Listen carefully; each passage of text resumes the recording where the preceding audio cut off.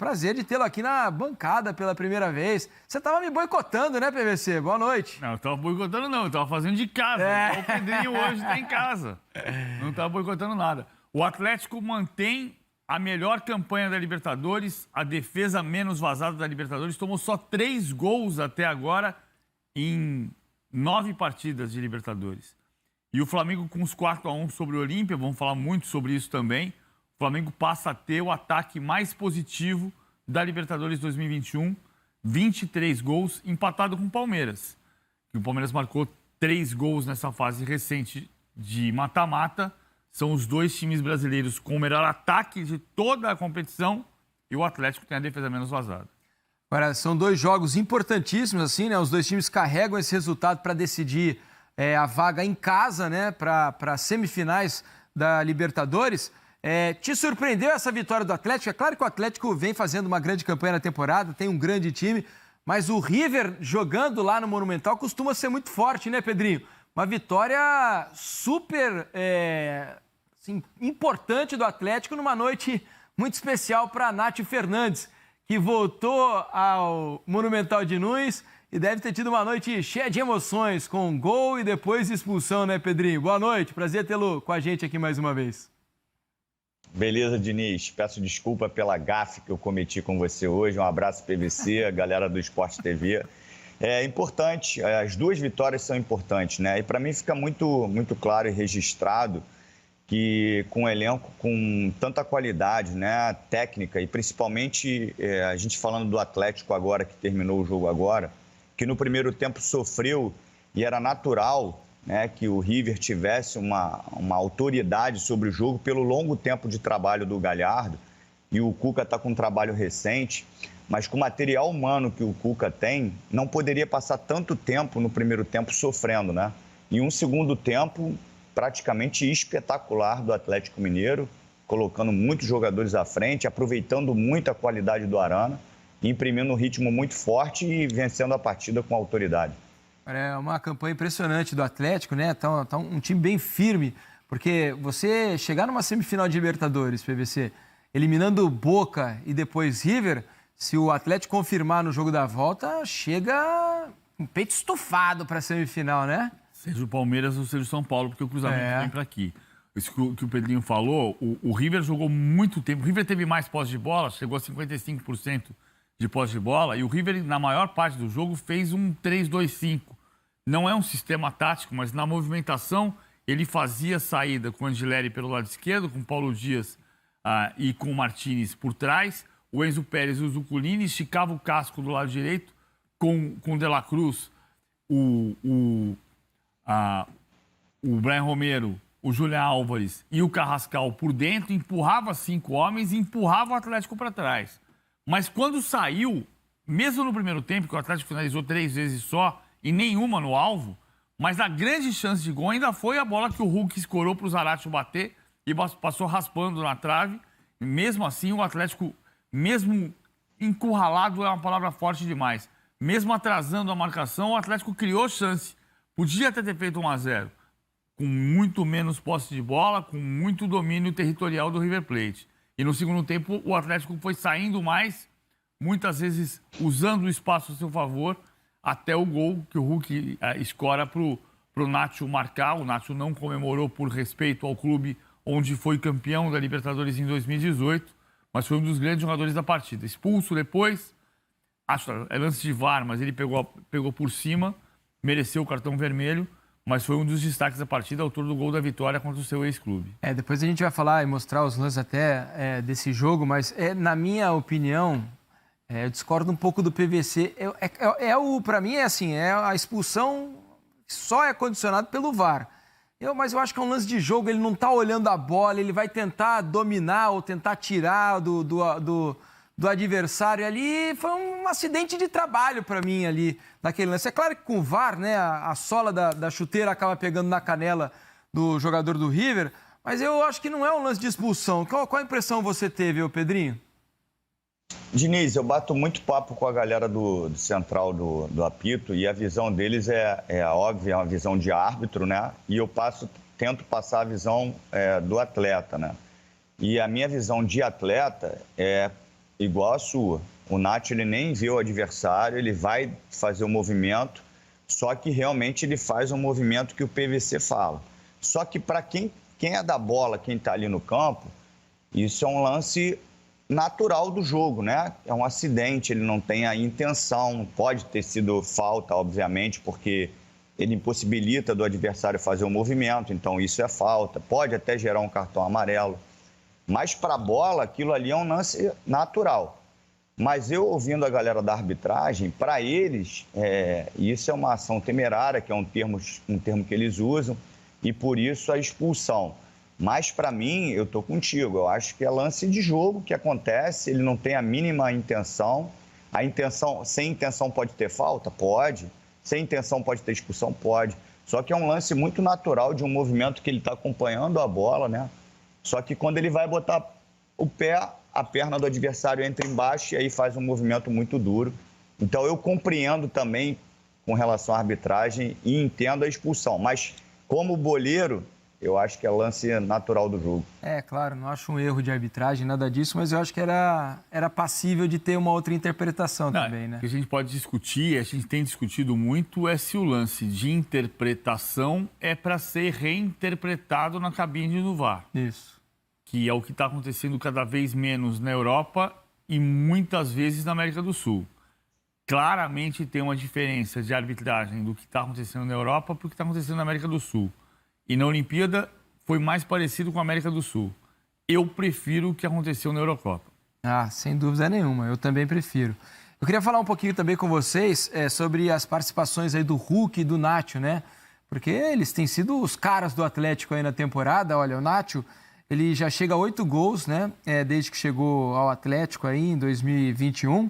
Não comemorou dessa vez. E o Hulk, apesar de não ter feito gols, né, também participa de lances importantes. Você citou um lance no primeiro tempo em que ele ajeita para o Zaratio e na hora do gol acontece a mesma coisa, né? Ele ajeita de cabeça para que o Nacho chegasse batendo. Ou seja, os dois continuam sendo fundamentais, né, PVC? E o Nacho tem uma facilidade de entender o espaço do jogo. Hora ele vem por dentro quando o time perde a bola para marcar a saída do volante. Hora ele no escape, o Zaratio faz terceiro homem e ele escapa para o lado esquerdo e participa do jogo com deslocamentos. Então, é muito importante a ação do Nacho para abrir espaço na defesa adversária.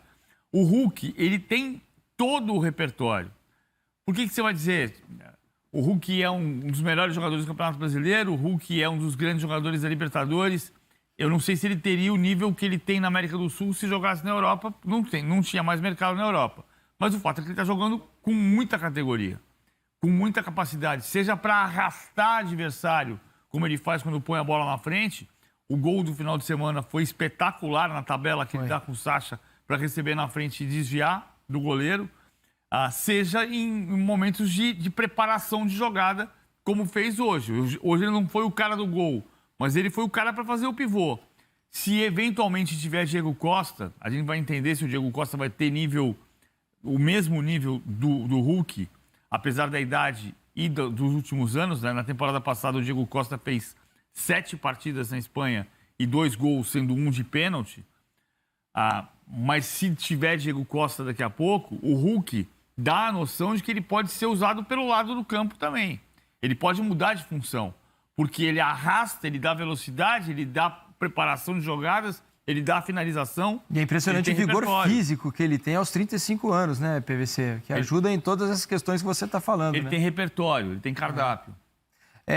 Ô Pedrinho, o Atlético deve trazer o Diego Costa, né? Parece que está para se confirmar o negócio. E hoje vendeu o Marrone, né, para um time da Dinamarca. O Marrone que foi comprado pelo Atlético por 20 milhões de reais. O Atlético, depois de um ano e pouquinho aí, consegue revendê-lo por 27. Então, me parece um bom negócio. E sobre o Hulk, a capacidade dele de decidir os jogos no Atlético desde que chegou é muito grande. Porque olha os números, são 38 jogos até agora, 17 gols e 10 assistências. Ou seja, ele participa diretamente de 27 gols nessa temporada do Atlético, Pedrinho. E, Diniz, às vezes ele participa até antes do passe principal, né? Antes da assistência. Só que essa jogada antes da assistência, às vezes ela é mais importante. E a gente teve exemplo disso até no jogo do Flamengo, né? A jogada do Gabigol, ela é mais importante para mim do que o passe do Bruno Henrique pro Arrascaeta. É uma jogada muito mais difícil. Eu tô com PVC com relação ao Nacho. Eu acho que o Nacho, ele é um jogador que ele não é forte fisicamente, ele não é rápido, né? Ele não tem nenhum privilégio físico, vamos falar assim. Por isso que ele tem que fazer exatamente o que o PVC falou. Entender, fazer a leitura de jogo para ocupar o espaço certo. E por conhecer o River bem, eu acho que ele hoje ocupou até um espaço que o Hulk vem ocupando, né? Aquele jogo ali entre linhas, fugindo um pouquinho que o Hulk faz. Até no lance que o Hulk ajeita para ele, quem dá o primeiro passe lá é o Nacho. O Nacho está ali flutuando entre linhas para achar aquele passe no corredor e depois entrar na área para receber assistência do Hulk. Só um detalhe com relação ao Diego Costa. Quando a gente fala de um jogador desse tamanho, todo mundo fica com muito cuidado de criticar, né, na bola sempre, mas de criticar. Eu tenho alguns pontos de observação. Eu não sei se seria necessário o Diego Costa. Eu não vejo... Primeiro, eu não vejo a necessidade. E eu acho que ele vai causar um impacto tático dentro do jogo, porque você vai ter Nacho, que não é um jogador rápido, Diego Costa, que não é um jogador de velocidade, não consegue imprimir um ritmo de intensidade para pressionar o adversário. E você vai deslocar o Hulk para uma beirada para fazer uma função que ele iniciou no Atlético e não se adaptou bem, também estava entrando em forma, e tirar um potencial dele, que é usar esse corredor central que ele vem de trás, está fugindo para arrastar, justamente como o PVC falou, e fazer uma outra função. Eu acho que você mexe muito com uma estrutura que está se encaminhando para um lugar legal. Eu não vejo necessidade, sinceramente. Acho que um jogador de nome, de peso, né? Isso tem um impacto geral de marketing, tudo isso. E muita gente falou, mas o Atlético disputa diversas competições. Mas quem vai falar para o Diego Costa que ele vai ficar no banco? Ou para o Hulk? Isso não acontece, me desculpe. Então, vai jogar todo mundo. Eu concordo com o Pedrinho. E tem um detalhe, eu não acho nem que o Diego Costa seja o cara do marketing. Porque o Diego Costa fez... O Diego pouco Costa conhecido no Brasil, assim, do grande público, né? Foi para Portugal, de Portugal foi para a Espanha, Atlético de Madrid, Chelsea, Atlético de Madrid, de novo, seleção da Espanha. Ele não tem esse peso do marketing. Tinha um tempo nos anos 80, final dos anos 80, começo dos anos 90, em que eu costumava brincar que a diferença do futebol e do basquete era que no basquete os times sempre mudavam, mas os jogadores eram sempre os mesmos. Era um dia, uma semana era Ravel e Franca, na semana seguinte era outro nome do time de Franca. Os times sempre mudavam, os jogadores eram sempre os mesmos. Era sempre Oscar, Marcel, Paulinho Vilas Boas, Mauri, Nilo. Guerrinha. Guerrinha. E no futebol, os times eram sempre os mesmos, mas os jogadores sempre mudavam. E o futebol brasileiro está começando a ficar isso. Eu entendo que é melhor para o Atlético descobrir um novo atacante do que pagar caro para um atacante que você tem dúvida. Você precisa descobrir jogadores. E caro, né? Embora tenha um detalhe que seja importante, que a notícia que você acabou de dar. Quando o Marrone é comprado por 20 e é vendido por 27, aí vou recomprar o discurso do Rubens Menin, que é o investidor da MRV que põe dinheiro no Atlético. Ele diz que nas vendas vai só botar de volta o dinheiro que pagou e o lucro é do Atlético. E eu já perguntei a ele, mas e se eventualmente tiver um problema político, a oposição ganhar a eleição? E ele diz, não, o Atlético tem coesão. Mas ele falou isso antes do Sérgio Sete Câmara não conseguir emplacar a candidatura para a reeleição, depois de ter anunciado que seria candidato à reeleição. E hoje o presidente é o Sérgio Coelho. Então pode dar um problema ali na frente e você querer o dinheiro de volta. O fato é que, assim, do ponto de vista do que diz o Rubens Menin, o negócio do Marrone, por exemplo, indica que você pode recuperar dinheiro. Sim. A diferença do Atlético para o Cruzeiro de anos atrás, que foi a bancarrota, pode ser o estádio. Porque o Atlético vai ter o estádio e, eventualmente, o que tiver que pagar de volta para a MRV, propriedades do estádio podem servir para pagar de volta a MRV. Mas a gente sabe que já teve muito exemplo no futebol brasileiro de gente que botou dinheiro, e um dia chegou ali e disse, me dá aqui dinheiro de volta, que foi eu que coloquei o dinheiro. Então, é preciso ter esse cuidado. Acho que o Atlético pode voltar para a sua vocação de sempre. Descobrir os jogadores. A parte ter uma importância, revelar, comprar e ter processos de marketing importantes. O Diego Costa, marketing não é. Ou ele dá retorno técnico, ou ele não dá retorno de marketing. A questão levantada pelo Pedrinho eu acho muito pertinente, assim, até porque o Atlético tem um elenco vasto, né? Se a gente analisar as opções que o Cuca tem do meio para frente ali, é muita gente boa, né, PVC? O Atlético tem hoje um dos 3 grandes times do Brasil. Você olha para o Campeonato Brasileiro, a necessidade de observar o que o Fortaleza está fazendo, o Fortaleza perdeu 15 pontos e o Flamengo também perdeu 15 pontos até agora no campeonato, mas se você olha para o campeonato e a noção exata é o campeão brasileiro será ou o Atlético, ou o Flamengo, ou o Palmeiras. Um dos 3. E o Atlético conseguiu se colocar nessa posição. Olha só, tem o... Deixa eu achar ele aqui, o Pepe Neto, que é de São Caetano do Sul. Ele está perguntando algo legal aqui, olha. Há a possibilidade, né, de a gente ter semifinais só com times brasileiros. Ele pergunta se é a primeira vez, imagino que sim, primeira né? Vez. Primeira vez. E se vocês acham que vai ser possível. 3. Nunca houve nem 3, né? E nunca tinha havido 5 nas quartas de final. Como a gente tem agora. É recorde nestas quartas de final. Claro que o Fluminense nem entrou em campo ainda, e é um jogo parelho contra o Barcelona de Guayaquil. Mas os brasileiros estão... Né, um confronto entre 2 brasileiros, né? O clássico paulista, São Paulo e Palmeiras, Palmeiras e São Paulo. Mas os outros 2 já estão se encaminhando. Claro que é muito difícil. O jogo contra o River no Mineirão pode acontecer qualquer coisa.